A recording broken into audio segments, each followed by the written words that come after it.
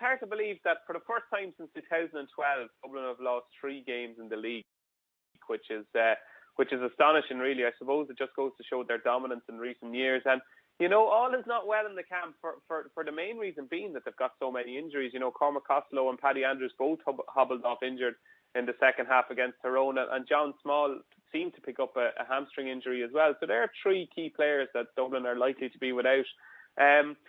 Obviously, the league is not the be-all and end-all for this Dublin team. They'll be trying to win the All-Ireland Championship again, but there's just signs that maybe that era of invincibility is gone about Dublin, and while this should be a straightforward assignment for them, I'm not sure it's going to be as straightforward as the betting suggests.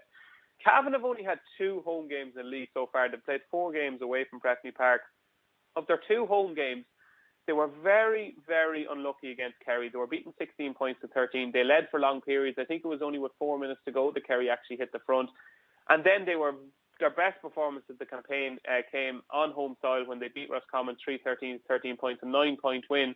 I think Cavan at home, I think it adds a few points to their tally when you're thinking about it from a betting point of view. And even when you look through some of their games, Galway only beat them by 2, Mayo beat them by 5 and only got a late goal in the first half that kind of put them ahead. And then last week, obviously, Monaghan beat them by 3. Cavan were in that game for long periods.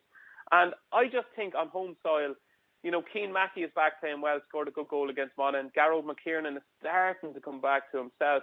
I think 8 points is a huge handicap.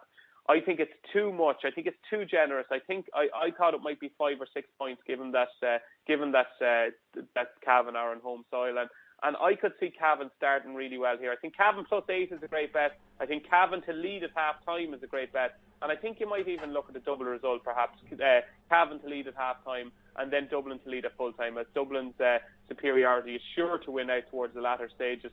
Cavan it was level at half time against Monaghan. It was only in the latter stages that Monaghan managed to secure the spoil. So I think you'll see a big first half performance from Cavan here, and I think those who back Cavan +8 will probably be collected.